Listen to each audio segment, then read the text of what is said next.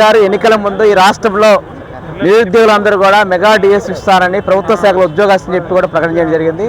జగన్మోహన్ రెడ్డి గారు అధికారం వచ్చి 5 సంవత్సరాలు పూర్తవుతుంది కూడా ఇవాళ ఆయన ఏదైతే మెగా డిఎస్ అన్నాడో ఒక్క ఉపాధ్యాయ పోస్ట్ భర్తీ చేయకుండా ఈరోజు నిరుద్యోగుల మరి ఆశల్లో నీళ్ళు జల్లని చెప్పి కూడా మేము తెలియజేస్తా ఉన్నాం.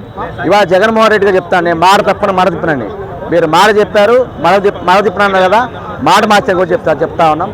ఇవాళ ఈ రాష్ట్రంలో ఉపాధ్యాయ పోస్టులు ఖాళీగా ఉండి నిన్ననే ఒక ప్రధానమైన పత్రికలో విద్యార్థి జగన్మామయ్య మాకు టీచర్ కేటని చెప్పి కూడా పిల్లలు పలకబెట్టి కూడా నిశ్చయం చేసి చూస్తా ఉన్నాం. అంటే జగన్మోహన్ రెడ్డి చెప్పేది ఒకటి, ఆచరణ చేసేది ఒకటి. కాబట్టి ఈ రాష్ట్రంలో ప్రభుత్వ పాఠశాల ఉపాధ్యాయ పోస్టు భర్తీ అని కూడా మేము డిమాండ్ చేస్తా ఉన్నాం.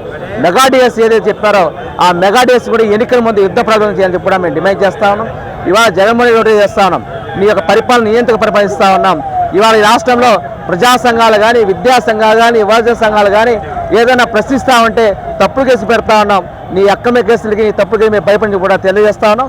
కాబట్టి నువ్వు అయితే ఎన్నికల వాగ్దానాలు చెప్పావో ప్రభుత్వ సేవ అంటే 2 లక్షల ఉద్యోగాలు భర్తీ చేయాలి, మెగా డిఎస్ భర్తీ చేయాలి. అట్లా విద్యాశాఖ మంత్రి గారు ఇలా విద్యాశాఖ మంత్రి గారు ఏంటంటే ఇలా చాలా విశ్వవిద్యాలయాలు ఉన్నాయి.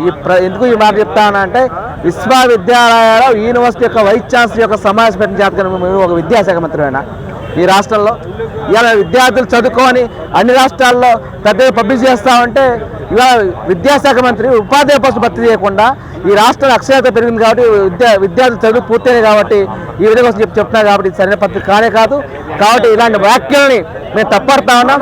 జగన్మోహన్ రెడ్డి గారు ఇచ్చిన మాటని అమలు చేయకుండా ఇలా నిరుద్యోగులు మీరు చేపలు అమ్ముకోండి, మటన్ షాపులు పెట్టుకుని చెప్పడం కూడా ఇది సరైన పద్ధతిగా తెలియజేస్తూ ఈ భవిష్యత్తులో మా యొక్క ఉద్యమాన్ని ఉద్యమం చేస్తే కూడా ఈ ప్రభుత్వాన్ని హెచ్చరిస్తున్నాం.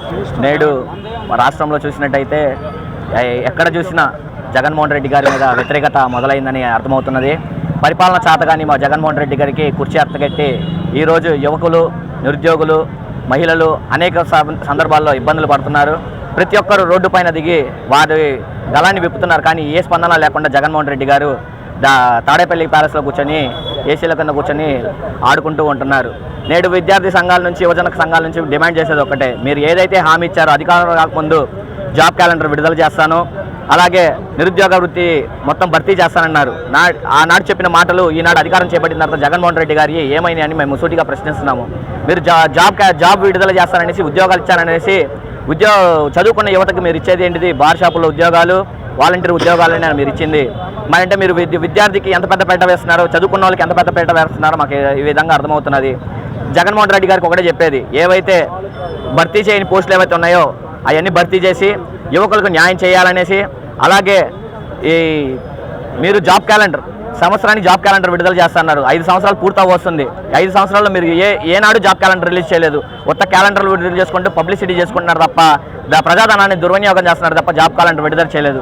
మేము డిమాండ్ చేసేది ఒకటే, కాంగ్రెస్ పార్టీ తరపు నుంచి, అలాగే జేఏసీ యువజన నాయకుల తరపు నుంచి డిమాండ్ చేసేది ఏంటనగా మీరు తక్షణమే జాబ్ క్యాలెండర్ రిలీజ్ చేసి ఖాళీగా ఉన్న భర్తీ పోస్టులన్నీ నింపేసి ఉద్యోగ సమస్యను తొలగించాలని మేము కోరుకున్నాం. లేదంటే రానున్న రోజుల్లో మీకు యువకులు అందరూ తగిన బుద్ధి చెప్తున్నారని ఆశిస్తూ సెలవు తీసుకుంటున్నాం.